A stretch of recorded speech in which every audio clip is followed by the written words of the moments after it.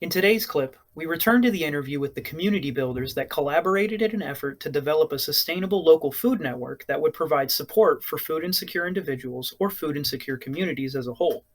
In the clip, our guests discussed their journey to address food insecurity in their community, as well as how they came to the conclusions they did and what methods they employed, so that other communities might glean from them and work towards developing a localized sustainable food system in their communities as well.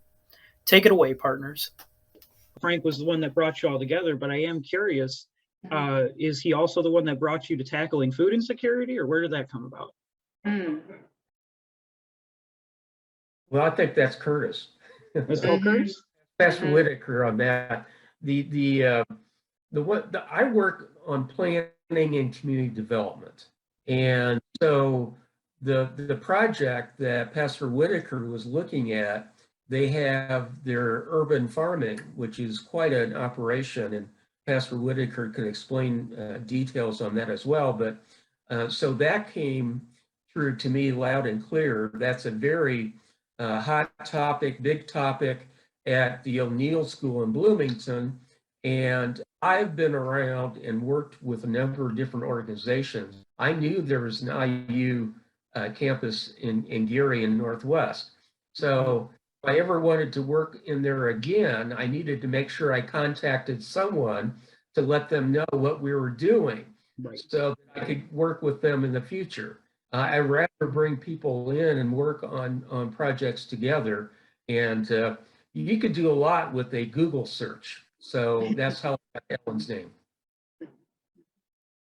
And tackling food insecurity, that's part of the mission that we have at Faith CDC, part of the mission why we created Faith Farms and Orchard.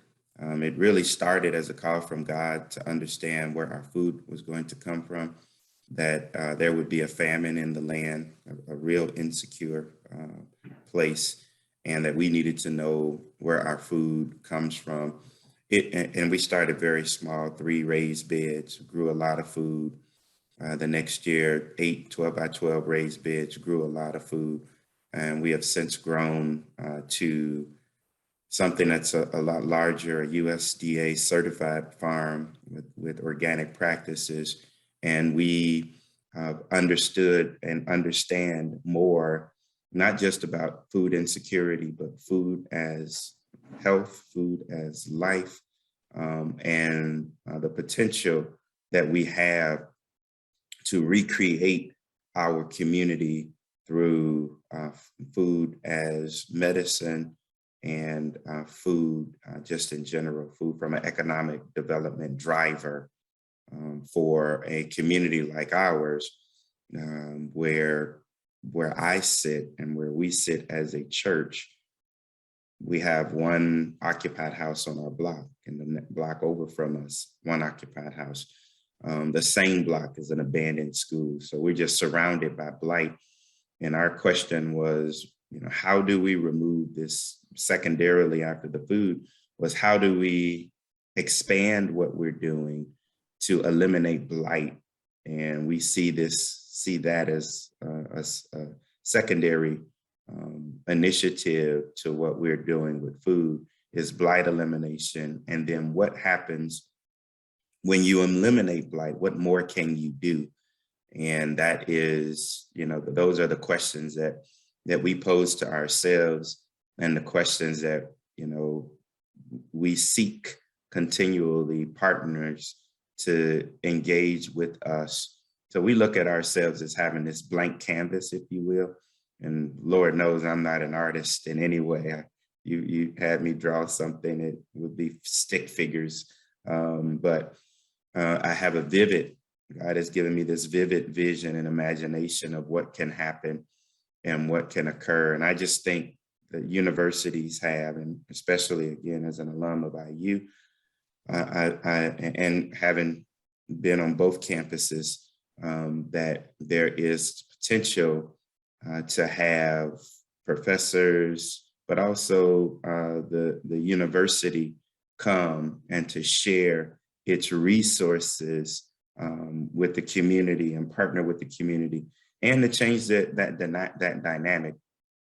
Because oftentimes universities some universities and even communities think that the universities have all of the answers. And so sometimes universities come and the way that they approach communities are from that perspective that we have all of the answers. We'll tell you what to do and you take and go from there. And our approach has been quite the opposite. It has been a mutual respect, mutual understanding that neither of us have all of the power. It's not even been talking about power at all or any of those kind of things. It's been talking about partnering and partnership. And so I think those were the keys that allowed us to more fully engage and to invite, I invited. So oftentimes, especially in African-American communities, you got to be invited into the community. And you can come and barge your way in, and you'll quickly find in some communities that you'll struggle to have impact, to make impact.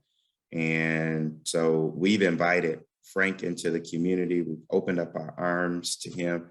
The beautiful thing about Frank is he loves meeting people, and he just loves sharing. He loves hearing the story. He loves understanding the why. And so that made it easier for us to say, hey, let's not just, for us to say, like, hey, let's not just leave it here. But also, I challenge people, even if I invited Frank into the community, but I also said, hey, here are sort of the game rules or ground rules by which we engage. We don't want this to be, a one night stand, right? Mm-hmm. We don't want this to be hit it and quit it. Mm-hmm. Yeah, I wanted a second date, so I wanted to make sure that we kept a good relationship.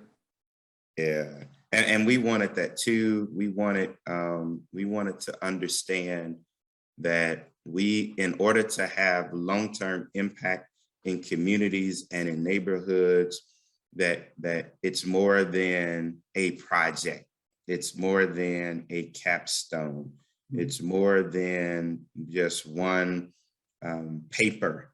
And I would say it's more than a person writing a book and saying, hey, I just need this so I can finish my thesis, I can finish my book. It's more than that. And so while we welcome those partners into the community, we really look for partners that will have, take a journey with us, if that's the word I could use, that this is a marathon, that individuals look at this as more than a 50-yard or 60-yard dash, that this is a longer journey that we are on, that we're on this journey to make impact and to have an impact for us in the Emerson community. But I believe this is a model that we're building. And then Frank said, hey, I'm doing work in Gary. Shame on me if I don't open up the door to IU Northwest. That's in Gary, the campus. And then Frank connected this conversation with Ellen and I. And we've just said, hey, what more can we do from here? And since we're developing what we believe is a great model for how you do community building between universities and community partners, we wanted to share this with others. From our perspective, it started obviously with a very strong foundation with the work with Pastor Curtis and Frank. As soon as Frank was able to, bring me into the conversation, I could tell immediately that what Pastor has just said and what Frank expressed was very closely aligned with what we had hoped to do. And so we wanted to be a part of it. It wasn't about IU Bloomington coming in, as Pastor said, and then, tackling a project and leaving.